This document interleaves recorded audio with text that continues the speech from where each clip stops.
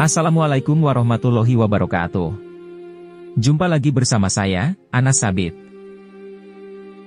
Sahabat Asa, pastinya kalian sudah tahu istri Nabi Muhammad yang pertama dan yang selalu dicinta Nabi. Ya, ialah Khadijah binti Khuwailid. Sebelum lanjut, klik tombol subscribe. Dan jangan lupa like video ini. Terima kasih. Sahabat Asa, Khadijah binti Khuwailid adalah istri pertama Nabi Muhammad SAW. Khadijah merupakan anak kepada Khuwailid bin Asad dan Fatimah binti Zaidah dan termasuk dalam suku Banu Hashim. Sebelum berkawin dengan Baginda, beliau pernah menjadi istri kepada Atik bin Abid dan Abi Halah bin Malik dan telah mempunyai 4 anak, 2 dengan suaminya yang bernama Atik, yaitu Abdullah dan Jariyah, dan 2 dengan suaminya Abu Halah yaitu Hindun dan Zainab.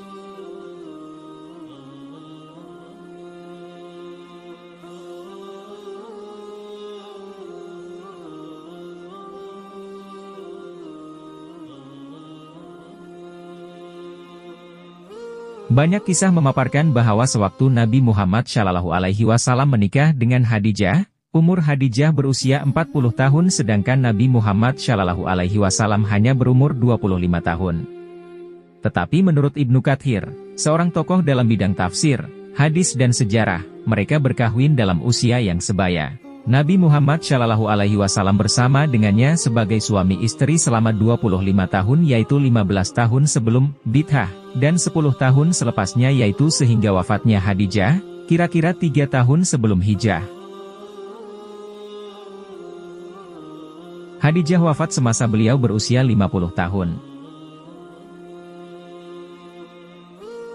Beliau merupakan istri Nabi Muhammad SAW yang tidak pernah dimadukan karena kesemua istrinya yang dimadukan adalah berlaku selepas daripada wafatnya Khadijah. Di samping itu, kesemua anak Baginda kecuali Ibrahim adalah kandungannya. Mas kawin daripada Nabi Muhammad SAW sebanyak 20 bakrah. Dan upacara perkawinan diadakan oleh saudaranya Amr bin Khuwailid karena bapaknya telah meninggal. Anak-anak Rasulullah bersama Khadijah.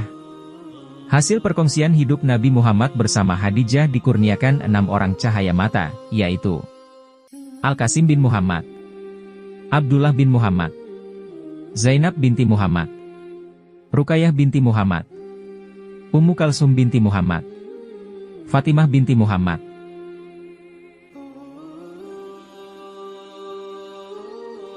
Manakala Ibrahim bin Muhammad pula adalah hasil perkongsian hidup antara Nabi Muhammad SAW dengan seorang hamba perempuan yang bernama Maryah Al-Qibtiyah. Hamba ini dihadiahkan kepada Nabi SAW oleh Mukakis, pemerintah Mesir. Diriwayatkan bahwa anak perempuan Nabi Muhammad SAW yaitu Fatimah Az-Zahra telah berkahwin dengan Sayyidina Ali bin Abi Thalib. Zainab berkahwin dengan sepupunya, anak saudara Khadijah, Abu Alas ibn Arabi. Manakala Ruqayyah berkahwin dengan Sayyidina Utsman bin Affan. Selepas kematian Ruqayyah, Utsman mengahwini pula Ummu Kalsum. Ketiga-tiga anak lelaki Rasulullah telah meninggal dunia sejak kecil lagi. Permulaan perkenalan Nabi dan Siti Khadijah. Melalui pembantu beliau yaitu Maisarah, jelas sekali Maisarah melihat tanda-tanda kenabian pada Nabi Muhammad SAW. Pernah semasa dalam perjalanan untuk berniaga seorang ahli kitab melihat pokok yang mana Nabi berlindung di bawahnya tunduk untuk melindungi Nabi dari cahaya matahari.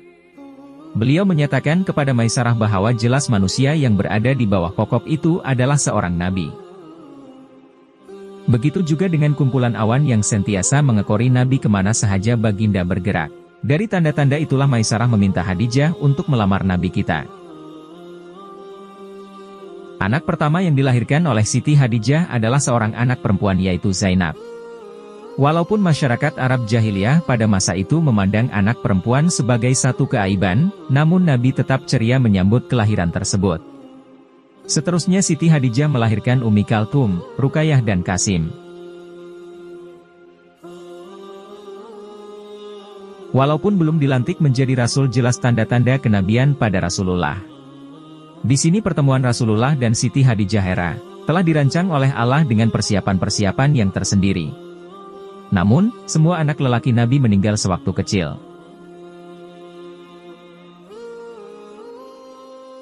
Semasa kematian Qasim, Siti Hadijah mengalami tamparan yang begitu hebat sekali. Ini karena susu di badan Siti Hadijah masih menitis semasa Qasim meninggal dunia. Akibatnya Nabi terpaksa menenangkan Nabi dan Allah mengizinkan Nabi memperlihatkan mukjizat beliau dengan memperdengarkan suara Qasim di surga sehingga Siti Hadijah kembali tenteram. Semasa Nabi berhalwat dan bersendirian di Gua Hira, Siti Hadijah tidak pernah bermasam muka dengan Nabi, malah menyiapkan makanan dan keperluan Nabi Shallallahu Alaihi Wasallam. Malah ada ketikanya semasa Hadijah merasakan bekalan makanan Nabi telah habis, beliau sendiri mendaki Gua Hira, untuk membawa bekalan makanan ke sana walaupun pada masa itu usia beliau sudah lanjut. Jika Anda pernah ke sana, Anda akan melihat sendiri bagaimana sukarnya untuk mendaki Gua Hira. Namun Siti Hadijah tetap cekal untuk berkorban demi suami tercinta.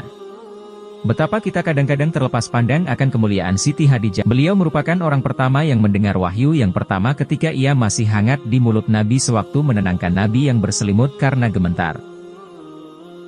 Hadijah menjadi tulang belakang di dalam usaha dakwah Nabi sehingga akhir hayat beliau. Segala harta yang dimiliki dihabiskan dalam usaha dakwah meluaskan Islam. Sehinggalah akhir tahun ke-7 kenabian, sekatan yang dikenakan oleh orang Quraisy terhadap umat Islam menyebabkan seluruh Bani Hashim dipulaukan dengan sekatan yang amat dahsyat. Walaupun Siti Hadijah tidak termasuk dalam pemulauan itu, tetapi beliau tetap bersama dengan Nabi dalam peristiwa tersebut. Pada awal pemulauan, usaha Siti Hadijah melalui rangkaian perniagaannya beliau berjaya menyeludup makanan masuk ke tempat pemulauan. Namun ia tidak berjalan lama dan disedari oleh pihak Quraisy dan menyekatnya. Sehinggalah satu keadaan, Ummu Mukminin terpaksa memakan daun-daun karena ketiadaan bekalan makanan. Akibat daripada dugaan yang berat tersebut beliau akhirnya sakit tenat. Namun semasa saat kematian beliau yang paling dirisaukannya adalah suami dan anak kesayangan beliau yaitu Fatimah. Fatimah mendapat tempat yang istimewa di hati Siti Hadijah karena dua perkara. 1. Fatimah merupakan anak bungsu. 2. Fatimah paling menyerupai Nabi Muhammad. Beliau akhirnya meninggal tanpa merasa sesal terhadap segala penderitaan yang dilalui bersama Nabi. Nabi sendiri yang melakukan segala persiapan untuk menyempurnakan jenazah Siti Hadijah. Walaupun Siti Hadijah telah lama meninggalkan Nabi, namun baginda sentiasa mengenang Siti Hadijah. Semasa Siti Hadijah masih hidup, Allah telah menyampaikan berita kepada Nabi bahwa sebuah rumah di surga telah disiapkan oleh Allah istimewa untuk Siti Hadijah atas pengorbanan beliau selama ini. Siti Hadijah juga mendapat salam daripada Allah dan Jibril semasa menziarahi Nabi. Ulama-ulama berselisih pendapat samada hanya Siti Hadijah seorang yang mendapat salam dari Allah dan Jibril ataupun Aisyah turut mendapat penghormatan yang sama. Aisyah juga pernah membuat pengakuan bahwa satu-satunya manusia yang beliau sentiasa merasa cemburu adalah Siti Hadijah karena Nabi sentiasa menceritakan kebaikan beliau kepada istri-istri baginda.